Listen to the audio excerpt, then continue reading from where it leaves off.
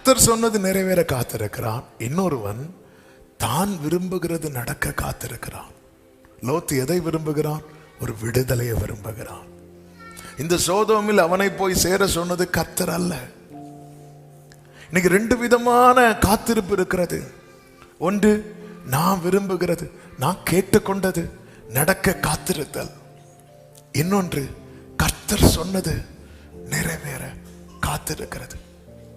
உண்மையிலே கர்த்தர் இறங்கினது ஆபிரகாமை சந்திக்கவா, சோதோமுக்கு போவதற்கா? சோதோமுக்கு போவதற்கு தான் இறங்கினார். ஆனா கர்த்தர் எதற்கு முக்கியத்துவம் கொடுத்தார் தெரியுமா? கர்த்தர் சொன்னது நிறைவேற ஒருத்தன் காத்திருந்தான் பாருங்க, அவனுக்கு தான் கர்த்தர் முக்கியத்துவம் கொடுக்கிறார். ஆமே, நான் இந்த சரித்திரத்துக்குள் போகவில்லை. இந்த வார்த்தை ஆண்டவர் காண்பித்து தந்த வெளிச்சத்தின்படி சொல்லுகிறேன். ரெண்டு விதமா, நான் நினைச்சிறது நடக்கணும், நான் கேட்டது நடக்கணும், நான் விரும்புறது நடக்கணும்னு காத்திருக்கிற திரள் கூட்டத்தின் நடுவில் ஆண்டவரே நீர் என்னை நம்ப பண்ணினீரே, அது நடக்க காத்திருக்கிறேன்னு உட்கார்ந்து இருக்கிறவர்களை கர்த்தர் சந்திப்பா. ஹல்லேலூயா. நம்ம காத்திருக்கிறோம். காத்திருக்கிறவர்களுக்கு எஸ்பெஷலி இந்த வேர்டை நான் சொல்ல விரும்புகிறேன். எதின் அடிப்படையில் காத்திருக்கிறோம்? நானாக காத்திருக்கவில்லை, அவரே காத்திருக்கவை. இந்த நிச்சயம் இருக்கா? 17ஆம் அதிகாரத்தில் ஆண்டவர் சொல்ற, நிச்சயமா தருவேன். இந்த வார்த்தையை வாங்கிட்டு 99வது வயதுல கூடார வாசல்ல உட்கார்ந்து கண்களை ஏறெடுத்துட்டு இருக்க.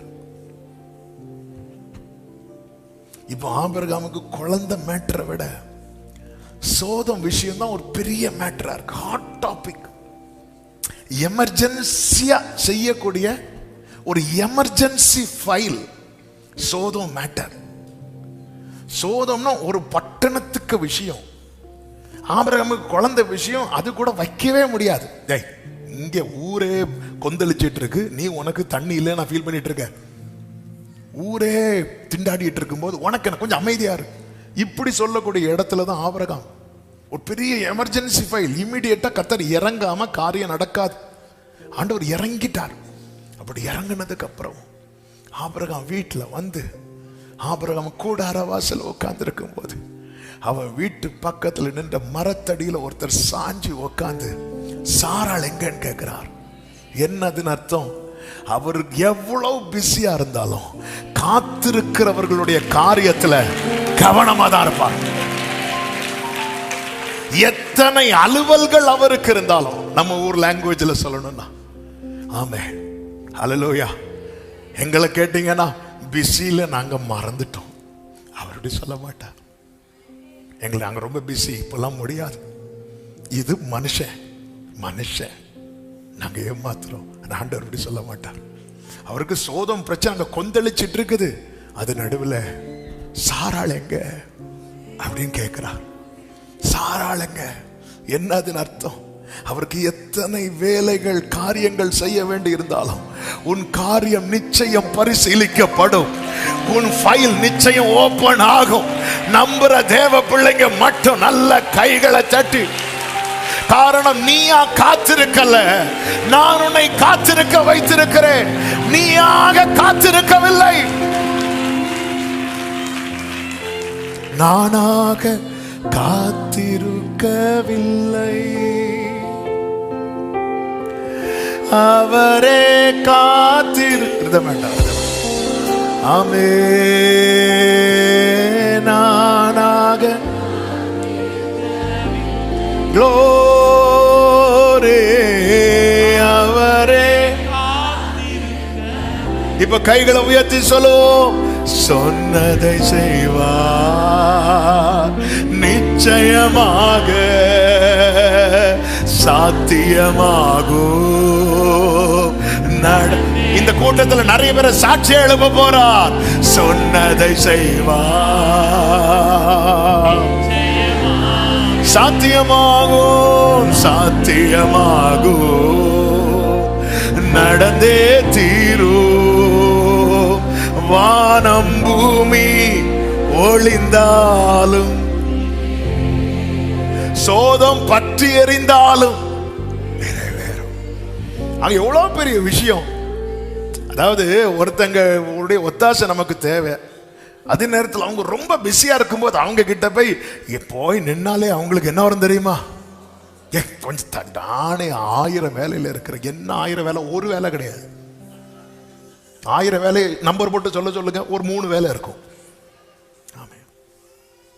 என்ன பெரிய வேலை? வெளியே போய் ஒரு பயிர் பால் வாங்கிட்டு வரணும், அவ்வளவுதான். ஆனா கேட்ட நானே தலை போற வேலையில பால் வாங்கிட்டு வரலன்னு தலை போங்க, அது வேற. நானே 1000 வேலையில இருக்கிறேன், அப்படி இருக்கிற ஒரு வேலை கிடையாது. அவருக்கு என்ன வேலைங்க? கூப்பிடும் காக்கை குஞ்சுக்கு கூட அவரை மாதிரி பிஸி யாரு? ஆனா நீ அவர் சொல்லி காத்திருக்கும் போது உன் காரியம் பரிசீலிக்கப்படும். நல்ல கரங்களை தட்டி எத்தனை பேர் நம்புறீங்க?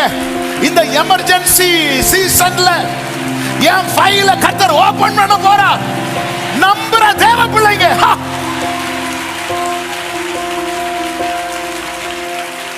ஹalleluya.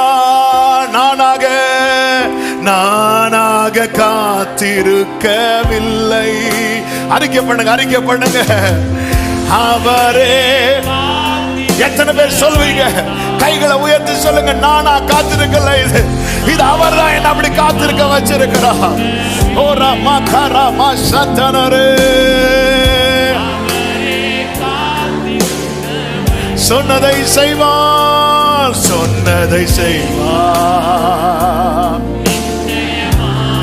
சாத்தியமாகும், நடந்தே தீரும். சொன்னதை செய்வார்.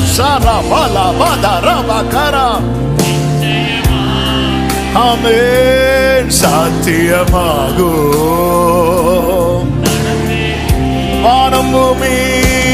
வானம் பூமி ஒளிந்தாலும் நிறைவேறு. இப்ப சொல்லுங்க, எனக்கு ஒரு காலம் உண்டு. மாறுதல் வரும் சகோதரா, மாறுதல் வரும் சகோதரி, மாறுதல் எப்பொழுது வரும் என்று நீ காத்திருக்கிற இந்த போராட்டத்தின் காலத்திற்கு ஒரு முடிவு. என்னை உயர்த்திடுவார், நல்ல மேய்ச்சலை நான். என்னேசர் என்னை உயர்த்துவார், என்னேசர் என்னை.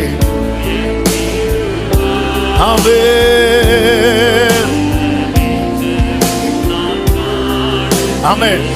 அப்ப நான் எதிர்பார்த்த காரியம், நான் விரும்புகிற காரியம், அது பரிசீலிக்கப்படும். கர்த்தர் அங்கேயும் தூதர்களை அனுப்பினார் தான் பைபிள்ல இருக்கிறது. கர்த்தர் லோத்தை என்ன பண்ணாரு? சோதம்ல இருந்து வெளியே கொண்டு. ஆனா ரெண்டுக்கும் வித்தியாசம் இருக்கிறது. என்ன வித்தியாசம்? ஆமென். ஆண்டவரா காத்திருக்க வைக்கிறார் தெரியுமா? அதுக்கும் நானா ஒண்ணு நடக்கும்னு காத்திருக்கிறேன் தெரியுமா? ரெண்டையும் ஆண்டவர் வேல்யூ பண்றாரு. ஆனா ரெண்டுக்கும் எதுக்கு ரொம்ப இம்பார்ட்டன்ஸ் கொடுக்கிறார் தெரியுமா? ஆண்டவர் காத்திருக்க வைக்கிறார். அதை எப்படி அவர் ஆனர் பண்றார் பாருங்க. 18வது அதிகாரம் 2வது வசனம். தன் கண்களை ஏறெடுத்து பார்க்கும்போது இதோ 3 புருஷர் அவனுக்கு எதிரே 3 புருஷர் என்று சொல்லப்பட்டிருக்கிறது. ஆமென். 19:1. அந்த 2 தூதர்கள். அப்போ தான் எதிர்பார்த்த விரும்பின காரியம் நடக்கணும்னு காத்திருக்கிறவனுக்கு கர்த்தர் யாரை மட்டும் தான் அனுப்புறார் தெரியுமா? தூதனை மட்டும் தான் அனுப்புறார். ஆனா கர்த்தர் சொல்லி காத்திருக்கிறவனுக்கு தூதன் மட்டும் அல்ல, கர்த்தரே. நல்ல கையை தட்டி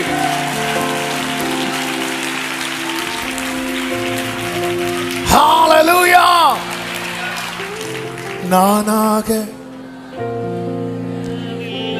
ஆண்டவர் நான் எத்தனையோ முறை வேற போயிடலான்னு தான் பார்த்தேன். ஆனா ஆண்டவர் என்ன திரும்ப வார்த்தையை தந்து காத்திருக்க வச்சிருக்கிறார். அப்படி சொல்ல யாராவது இருக்கிறீங்கன்னா உங்க வலது கரத்தை உயர்த்துங்க பார்க்கலாம். ஆன்லைன்ல பார்க்கிற யாராவது இருப்பீங்கன்னா உங்க வலது கரத்தை உயர்த்துங்க பார்க்கலாம். இப்ப நீங்க சொல்லுங்க, நானாக அவரே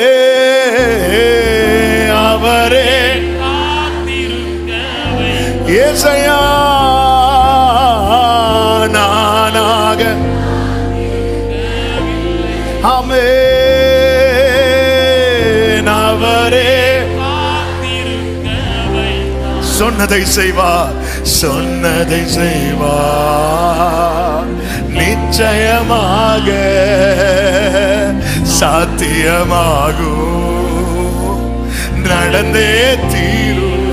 சொன்னதை செய்வா நிச்சயமாக, நிச்சயமாக. ஓ தேங்க்யூ ஹோலி ஸ்பிரிட். சாத்தியமாகும், சாத்தியமாகும், நடந்தே தீரும். வானம் பூமி ஒளிந்தாலும் நிறைவேறும், நிறைவேறும், நிறைவேறும். சாராள் எங்க? ஆபிரகாம் கொஞ்சம் எதிர்பார்க்கல. இவ்வளவு பிரச்சனையில ஏன் காரியம் நடக்குமா? சற்றும் எதிர்பார்க்கல. எவ்வளவு பிரச்சனையில கொஞ்சம் யோசித்து பாருங்க. இஸ்ரவேல் பெலிஸ்தர் யுத்தம் நடக்குது, எவ்வளவு பெரிய பிரச்சனை. அதுக்குள்ள தாவீதை கொண்டு போனார் பாருங்க. அதாவது அவர் செய்வார் நினைச்ச நேரத்தில் செய்யாம இருக்கலாம். அதன் அர்த்தம் அவர் செய்யாமலே இருக்கல. அன்னைக்கெல்லாம் ரொம்ப அனுகூலமான சூழ்நிலை இருந்துச்சு, நல்லா இருந்துச்சு. அப்போ செய்வார்னு பார்த்தேன். இப்போ உலகமே பிரச்சனையில இருக்கு. ஆமே, உலகமே பிரச்சனையில இருக்கு.